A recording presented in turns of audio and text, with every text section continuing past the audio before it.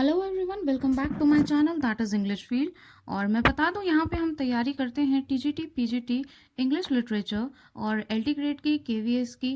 Right. सो आज जो हम टॉपिक डिस्कस करने वाले हैं वो एक बहुत ही इम्पॉर्टेंट समरी है और रिक्वेस्टेड वीडियो है, पैराडाइज रीगेन्ड, पैराडाइज लॉस्ट के इम्पॉर्टेंट पॉइंट्स और उसमें जितने से भी क्वेश्चंस बनते हैं वो सारे हम ऑलरेडी डिस्कस कर चुके हैं। उसकी समरी भी है। I will provide you the link in description box. तो आइए आज हम डिस्कस करते हैं पैराडाइज रीगेन्ड, जो कि एक रेगिस्तान की स्टोरी से शुरू होती है और ये पूरा जो है वो एक डेजर्ट में ही इसकी पूरी समरी फॉर्म होती है। और क्या है वो, आइए देखते हैं विदाउट वेस्टिंग एनी टाइम। तो फ्रेंड्स, ये जो समरी है, ये जो स्टोरी है, ये पैराडाइज लॉस्ट का ही सीक्वल है, पैराडाइज रीगेन्ड। और उसमें जो फॉल ऑफ मैन बताया था, किस तरीके से एडम और ईव को गार्डन ऑफ ईडन से बाहर फेंक दिया गया उनकी फॉल्ट की वजह से, तो उसके बारे में, उसके आगे के बारे में यहाँ पे मिल्टन ने बताया है, temptation of Jesus Christ by Satan. और ये गॉस्पेल ऑफ ल्यूक बाइबल में ये लिखा गया था और उसी को इन्होंने, मिल्टन ने बताया है यहाँ पर। Story of sin and redemption, story of fallen angel जो कि सैटन है, और हिस्ट्री ऑफ सिन वो क्या थी, वो सारी चीज़ें बताने की इन्होंने कोशिश की है। जबकि अगर हम देखें, इसको कंपेयर करें पैराडाइज लॉस्ट वाली बुक से, तो पैराडाइज लॉस्ट से ये शॉर्टर है, ये जो पोएम है शॉर्टर भी है, उसके जितनी लेंदी भी नहीं है, प्लस इसमें 2065 लाइन्स हैं टोटल। और दोनों ही जो पोएम है वो थियोलॉजिकल थीम को शेयर करती हैं। तो पैराडाइज लॉस्ट थोड़ी सी लेंदी पोएम है और एपिक है, और ये उससे शॉर्टर है और बहुत ही सिंपल लैंग्वेज में। पैराडाइज लॉस्ट से ये अगर कंपैरिजन में देखें तो ये बहुत ही सिंपल भी है। तो आइए देखते हैं इसमें क्या बताया गया है। और स्पेशली मिल्टन ने इसमें एम्फसाइज किया है ह्यूमन एलिमेंट ऑफ हंगर को, बोथ फिजिकल और स्पिरिचुअल दोनों तरीके से बताया है।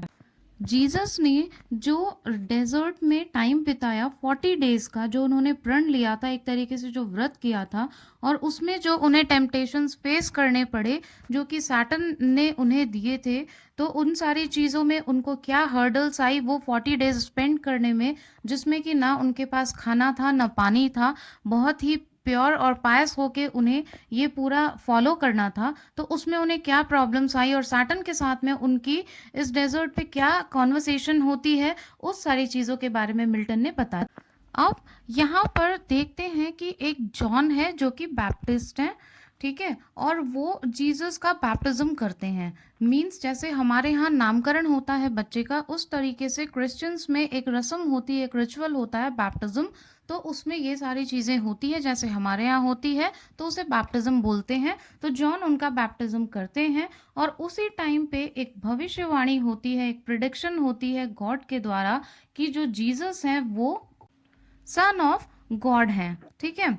तो ये जो भविष्यवाणी होती है, ये जो प्रिडिक्शन होती है, ये प्रिडिक्शन सैटन भी सुनता है, जो कि आपने पैराडाइज लॉस्ट में उसका कैरेक्टर देखा था, किस तरीके से एडम और ईव को उसने करप्ट किया था अपनी चालबाजी से, और उसके बाद एडम ईव के फॉल्ट की वजह से उनको बाहर फेंक दिया गया था हेवन से।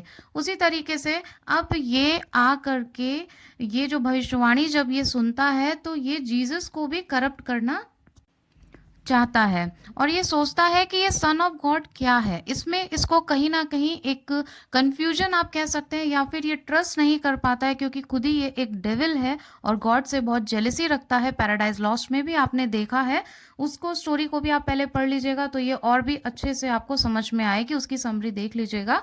तो ये यहाँ पर इसको कंफ्यूजन है कि ये सन ऑफ गॉड क्या है, इतना पायस कैसे है, और मैं इसको भी जाके करप्ट करूंगा जैसे कि एडम के साथ में मैंने किया, और गॉड की ब्यूटीफुल क्रिएशन को मैंने करप्ट कर दिया बाय द इविल एक्टिविटीज। तो अब सैटन क्या करता है, एक कमेटी बुलाता है, कमेटी इन द सेंस अपने पूरे डेविल्स के ग्रुप को बुलाता है, उनसे मीटिंग करता है, विचार विमर्श करता है और उनसे बोलता है कि किस तरीके से जीसस को करप्ट किया जा सके, वो कोई तरीका ढूंढा जाए, और उसके बारे में ये डिस्कशन करते हैं। तो उसमें इनके साथ में सभी लोगों का अलग-अलग मत होता है और कुछ ना कुछ वो अपने इंस्ट्रक्शंस देते हैं, सजेशंस देते हैं और सैटर्न फाइनली डिसाइड करता है कि वो एक वृद्ध व्यक्ति का रूप लेके मीन्स खुद को डिस्गाइज़ करके अपनी रियल फॉर्म में नहीं जाएगा, जैसे वो गार्डन ऑफ ईडन में गया था स्नेक बन के, इन द सेम वे यहाँ पे वो किसी लाचार बूढ़े व्यक्ति का भेष बदल कर जाएगा, जीसस को करप्ट करेगा और उनको अलग-अलग टेम्पटेशंस देगा।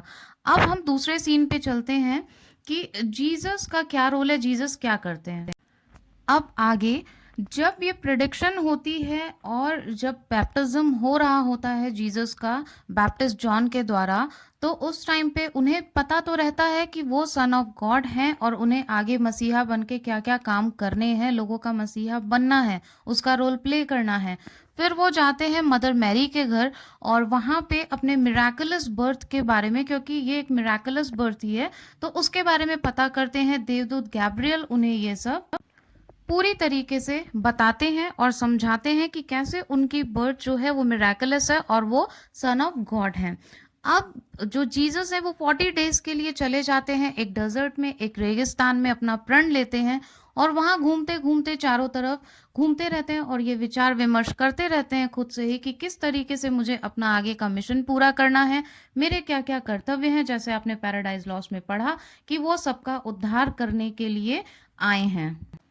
अब देखिए यहाँ पर बुजुर्ग व्यक्ति के रूप में आ जाता है कौन, सैटर्न, और उनके सामने आके, जीसस के सामने आके उनको अलग अलग टेम्पटेशंस देता है। टेम्पटेशंस मीन्स लालच देता है और बोलता है कि जैसे उसको इंट्यूशन रहती है कि इतने टाइम से ये भूखे प्यासे हैं, तो उनको उस तरीके से पहले टेम्प्ट करने की कोशिश करता है और आप देखेंगे कि लास्ट तक जीसस उसके सारे टेम्पटेशंस को रेजिस्ट करते रहते हैं और सबका वो रिप्लाई देते हैं।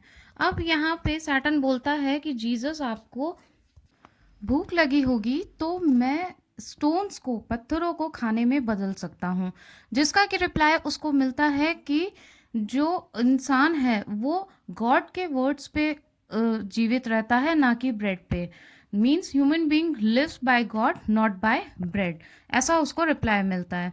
फिर जब वो डिफीट खा जाता है तो फिर से कोशिश करता है अलग अलग तरीके के टेम्पटेशंस देने की, और उसका जो नेक्स्ट टेम्पटेशन होता है वो होता है पैसों को लेकर, मनी को। अब वो यहाँ पर जीसस को बोलता है कि आपको किसी भी राज्य को रूल करने के लिए, क्योंकि आप तो सन ऑफ गॉड हैं, तो किसी भी किंगडम को आपको रूल करना होगा, वहाँ का राजपाट आपको संभालना होगा, तो उसको रूल करने के लिए आपको पैसों की तो ज़रूरत ज़रूर पड़ेगी, तो मैं आपको पैसे भी दे सकता हूँ। इसका जवाब जीसस देते हैं कि जो सच्ची हीरोइज्म है, जैसा कि वो एग्जाम्पल देकर बताते हैं सुकरात और जॉब का, कि जिस तरीके से उन्होंने ट्रीट किया, और सच्ची हीरोइज्म जो है वो सेल्फ कंट्रोल में होती है, ना कि दूसरों को कंट्रोल करके होती है। इंसान का खुद की इच्छाओं पे, खुद की एक्सपेक्टेशंस पे कंट्रोल होना चाहिए, उसे ही सच्ची हीरोइज्म कहते हैं।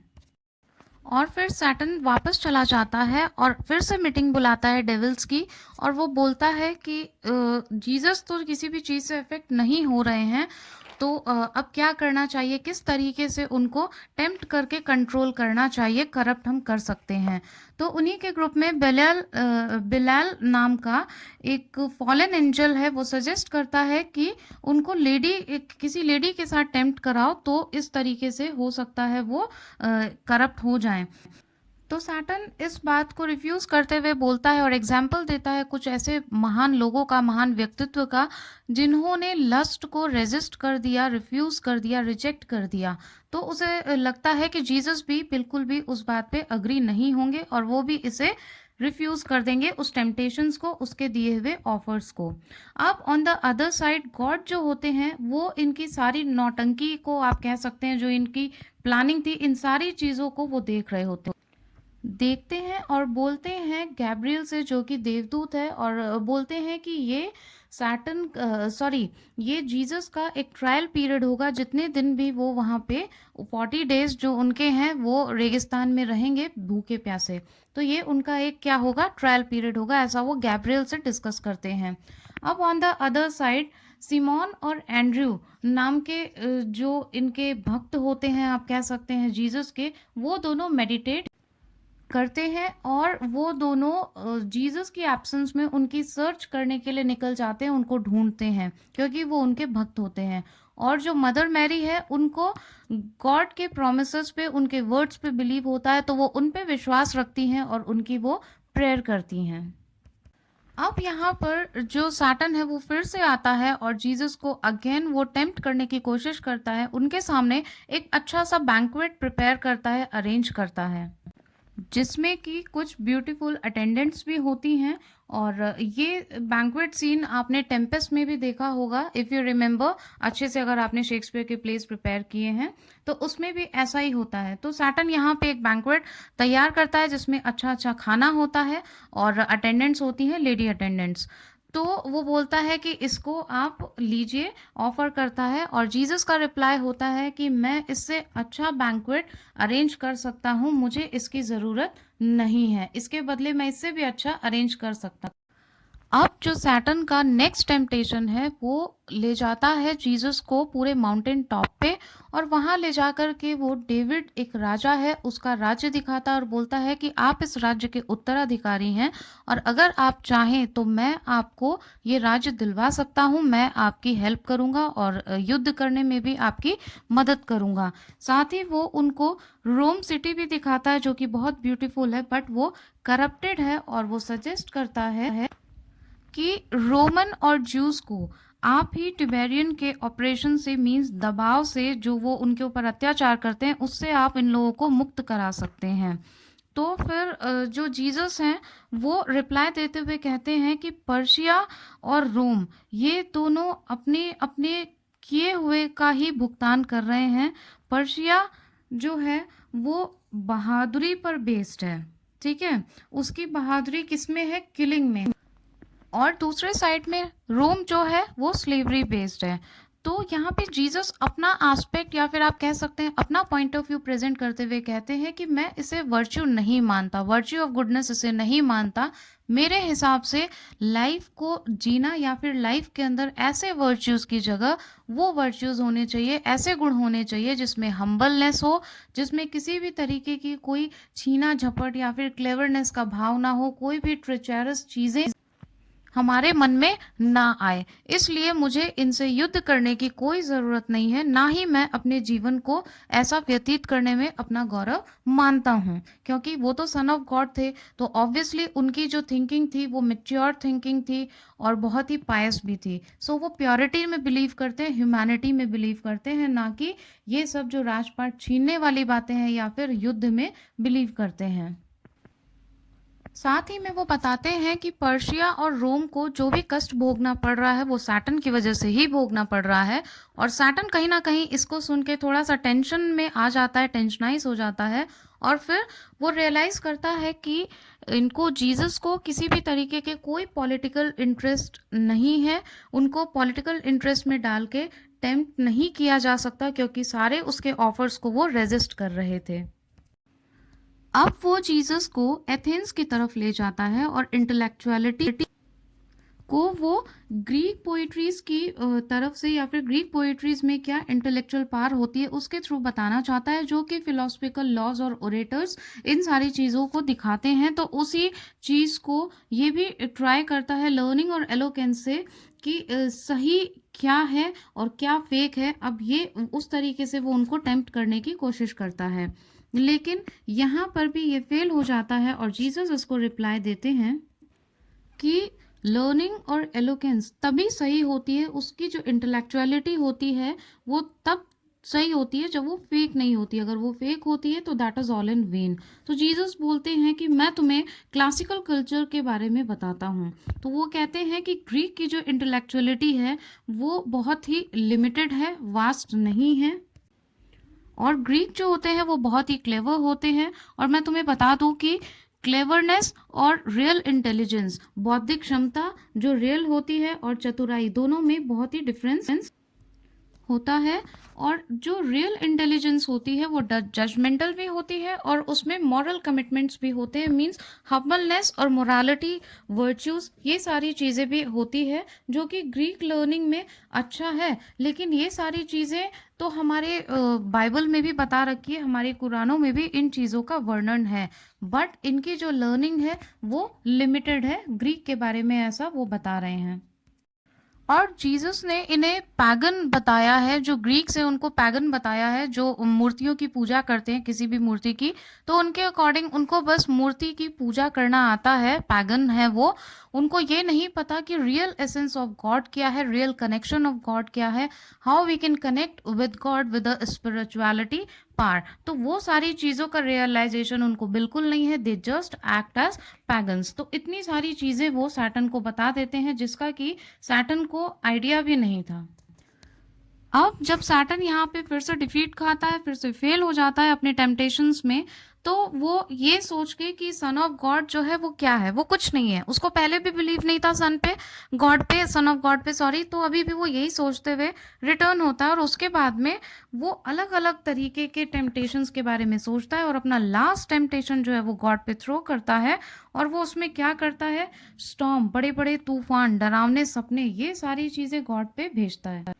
और फिर वो जीसस को एक जेरूसलम मंदिर की चोटी पर लेकर चला जाता है और वहाँ पे खड़ा कर देता है और फिर बोलता है कि अगर तुम्हारे अंदर हिम्मत है और इतनी ही ताकत है तो तुम खड़े होकर दिखाओ, और अगर तुम गिर जाते हो, अगर इस चोटी पे से तुम गिर गए तो एंजल्स तुम्हें उठा लेंगे। इस तरीके से वो जो है जीसस को बोलता है और ये उसका लास्ट टेम्पटेशन होता है। और तब जीसस जो है उसको रिप्लाई देते हैं कि मैं सन ऑफ गॉड हूँ, मेरा नेचर गॉड है। और फिर लास्ट में सैटर्न जो है ऐसा सुन करके और उनकी हिम्मत को देख करके हार मान जाता है और उसका ये लास्ट टेम्पटेशन भी फेल हो जाता है। जो उसकी कोशिश थी जीसस को भी करप्ट करने की, जैसे उसने एडम को किया, उसमें भी वो फेल हो जाता है पूरी तरीके से। फिर उसके बाद में ग्रुप ऑफ एंजल्स आते हैं, भगवान के जो देवदूत हैं वो आते हैं और वो जीसस को ले जाते हैं, क्योंकि उनके 40 डेज भी कंप्लीट हो जाते हैं। और उन्हें वो ले जाते हैं एक वैली में, वहाँ पे वो भजन कीर्तन करते हैं, हिम्स गाते हैं। तो आइए अब हम नेट शेल में थोड़ा सा इस समरी के बारे में बात कर लेते हैं कि क्या इसकी थीम है और क्या मेन स्ट्रीम है इसकी। बाकी ये भी पोएम जो है ब्लैंक वर्स में ही लिखी गई है। पैराडाइज लॉस्ट से अगर हम कंपेयर करें तो ये मेच्योर है, थोड़ी सी मेच्योर स्टाइल ऑफ मिल्टन को प्रिडिक्ट करती है, दिखाती है। और क्रिश्चियन हीरोइज्म इसका बेस है, क्रिश्चियन हीरोइज्म के बारे में बताया गया है इसमें। बिलीफ इन प्रेयर, किस तरीके से spirituality, strength to stand in obstacles, means यहाँ पे क्रिश्चियनिटी को ज़्यादा पावरफुल बताया गया है, क्रिश्चियनिटी को एक्सप्लेन किया गया है कि गॉड से जो कनेक्शन होता है वो हम किसी भी गॉड का ले ले तो वो एक बहुत ही पायस होता है, उनसे हमारा कनेक्शन हमें एक पार देता है, एक पॉजिटिविटी देता है to stand in obstacles, to face the blank circumstances or dark circumstances which we have in our life. Sometimes it happens we feel very low, तो जो spiritual connection होता है वो हमें एक spiritual पार प्रोवाइड करता है हमारी लाइफ को अच्छी तरीके से कंटिन्यू करने के लिए। और हमें प्रेयर्स में भी बिलीव करना चाहिए। ये सारी चीज़ें जब जीसस ने भी सारी चीज़ें रेजिस्ट की, तो आप देख सकते हैं कि उनका माइंड थॉट या फिर उनका थॉट प्रोसेस क्या रहा होगा। वो पूरी तरीके से गॉड से कनेक्टेड थे, इसीलिए उन्होंने इस पूरे टाइम में बिल्कुल भी लो फील नहीं किया, क्योंकि उनके पास में स्पिरिचुअल पावर थी। अब इसमें हंगर भी थीम है, हंगर को भी दिखाया गया है। जैसे कि यहाँ पे हंगर ऑफ फूड था को दिखाया, हंगर ऑफ पॉलिटिकल पावर को दिखाया गया, हंगर ऑफ किंगडम को दिखाया गया, to rule over some kingdom. फिर इसमें मनी को भी दिखाया गया, जिस तरीके से सैटर्न सारे अलग अलग टाइप के टेम्पटेशंस जीसस के सामने रखता है, और जीसस की जो पावरफुल स्टैंड थी उसको भी इसमें बहुत ही अच्छे से डिपिक्ट किया गया है कि किस तरीके से उन्हें सारी टेम्पटेशंस को रेजिस्ट किया और अपनी पार को आगे। सो फ्रेंड्स, आई होप आपको ये समरी पसंद आई होगी। एक्सप्लेनेशन आपको कैसा लगा? Don't forget to give your feedback in comment box, and even if you have any of the question in your mind regarding your syllabus or topic, or you want me to explain any another poem, so you can comment in comment box your request। ये भी एक requested video ही था। I hope आपको पसंद आया हो, तो जल्दी से लाइक बटन हिट किए बिना बिल्कुल मत जाना। इतने एफर्ट के लिए एक लाइक बटन तो बनता ही है, प्लस मेरे चैनल को सब्सक्राइब करना बिल्कुल मत भूलिएगा। और बेल आइकन को हिट करना भी बिल्कुल मत भूलिएगा, जिससे कि इस चैनल पे जो भी नया वीडियो पोस्ट होगा उसकी इन्फॉर्मेशन आपको पहले ही मिल जाएगी बिना किसी सर्च के। तो मिलते हैं दूसरे वीडियो में एक दूसरी नई समरी के साथ में और नए टॉपिक के साथ में। तब तक see you, bye bye and take care, and please अपना फीडबैक देना बिल्कुल ना भूलें। Thank you so much for watching.